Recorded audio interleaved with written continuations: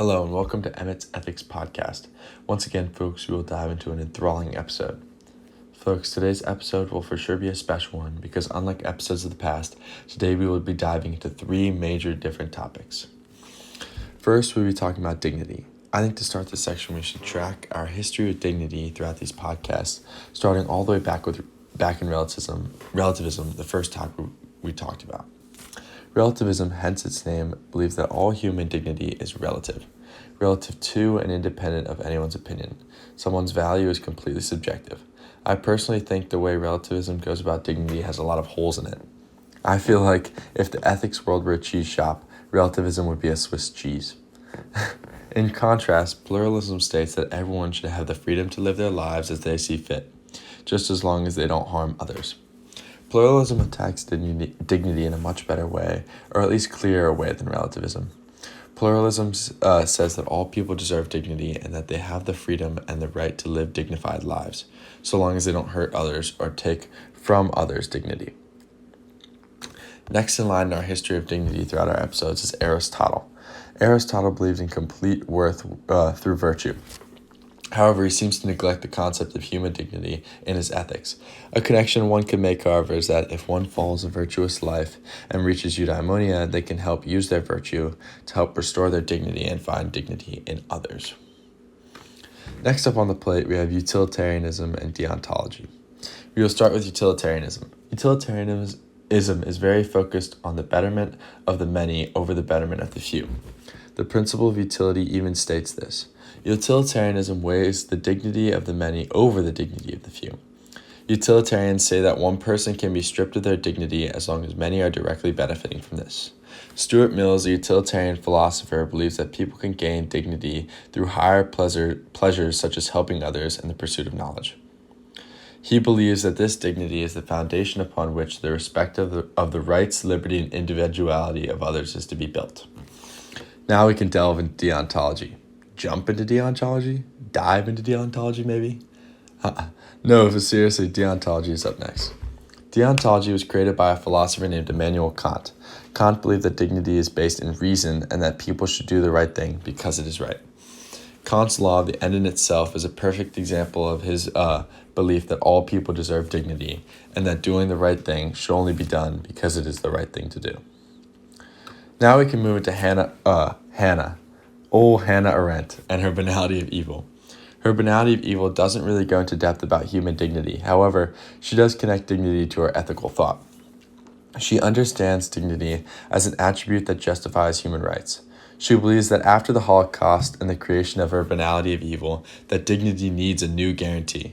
She is actually directly quoted saying that. We can even talk about Catholicism's view on dignity. Catholicism teaches that human dignity can be protected and a healthy community can be achieved only if human rights are protected and responsibilities are met.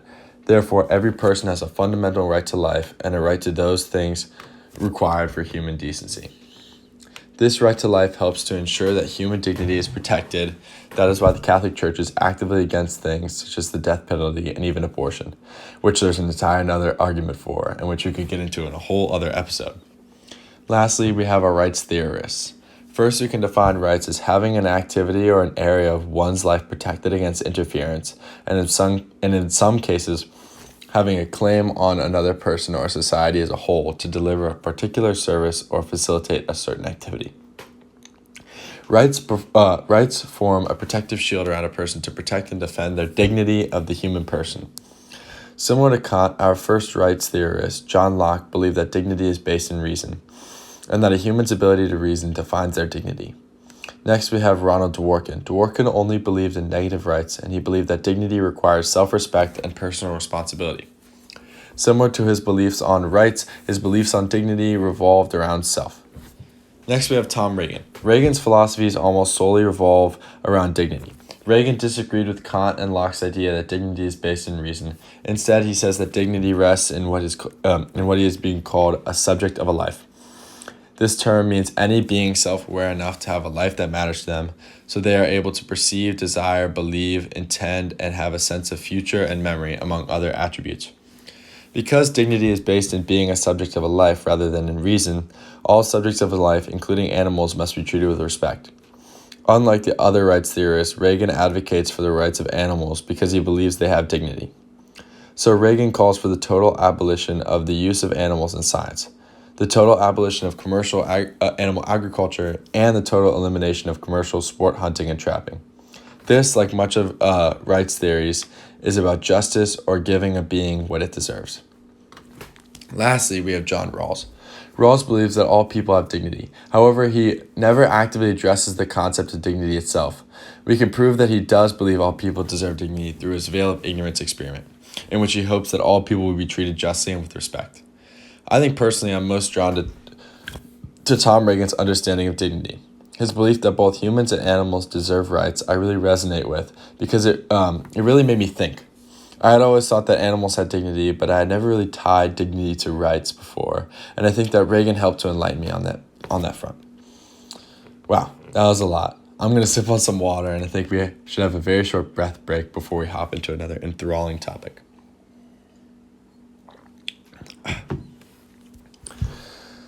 All right, good break. All right, in this topic, we'll be talking about Hannah Arendt's banality of evil and the cycle of socialization as understood by Bobby Harrow and how those relate to the other philosophies we have talked about. First, however, let's define the two, starting with the banality of evil. The word banal means normal or commonplace. Arendt's banality of evil is when evil becomes commonplace, normalized, and goes unquestioned and so unchecked and is not resisted. The cycle of socialization is a concept created by sociologist Bobby Harrow, which helps us to understand the banality of evil. The concept of the cycle is that we all start with a more or less blank slate, and that our attitudes about society and our role within it are shaped and reinforced by external forces, such as parents, schools, religious groups, television, radio, other media, etc. Once we have learned these ideas, we then pass them on to the next generation. Now that we have those two definitions out of the way, we can talk about which philosophies would likely fall into each of those two categories. I want to start with the banality of evil. I believe that utilitarianism could fall into the banality of evil. In utilitarianism, the morality of an action depends on its outcome, and utilitarians believe the good of the majority outweighs the good of the minority. However, this can have some problems. Let's use the story of Thanos from Marvel to explain this, because I'm sure all of my listeners know who Thanos is. Thanos has planned to wipe out half the Earth in order to make life on Earth better for future generations. To a utilitarian, this is a moral action. Obviously, wiping out half an entire population is very dramatic, but it helps to show how in utilitarianism, evils can be accepted. With enough utilitarians, the majority of people will be happy and the minority will not. The evils of punishing the minority, or in the dramatic case, killing millions of people, become banal or commonplace. I find it very likely that utilitarians will fall into the banality of evil because they can accept evils as long as they are helping others. One way that somebody could escape this banality of evil is by looking into the teachings of the Catholic ethics. In Catholic ethics, every person has a fundamental right to life and a right to those things required for human decency. Knowing this, one can see that even if it benefits the majority, the damage of one human life is morally wrong. By just doing that, the evil is no longer banal. All right, now we can move on to the cycle of socialization. Deontology is a philosophy that I think could easily fall into the cycle of socialization. Kant says that in the universal law, the only good intention is to do the right thing because it is right. However, if someone is socialized to accept the wrong thing as right, they will be stuck in the cycle of socialization because they will think they are doing the right thing while they are in fact doing the exact opposite. This is similar to the connection between social sin, structural sin, and personal sin in Catholic ethics as well. We are nailing all of them right at once. Social sins are the actual actions the person will be doing in this situation because they are the result from situations which promote or facilitate individual acts of selfishness which impact the wider society. If this sin were to then be institutionalized, it would become a structural sin. The structural sin would actually strengthen the cycle of socialization because it would put the socialization into law. In order for this person to be able to leave the cycle of socialization and escape this social sin, they will need to be educated, and their blindfold of ignorance will be lifted. And lastly, as part of today's extra long episode, we'll be talking about the social contract. The social contract is a very valuable tool in the moral toolbox because it can help us to understand that in order for all people to have their rights, we must sacrifice ours. This can be very helpful in tackling everyday moral battles, such as wearing a mask or getting a vaccination shot, and it is a great way to determine moral value in our modern society. Many philosophers and philosophies have employed the social contract. These include pluralism, John Locke, Ronald Dworkin, and John Rawls. However, before we talk about these, let's define the social contract. The formal definition is this. Because rights form a protective shield around a person, we compromise some rights for social order and to protect others.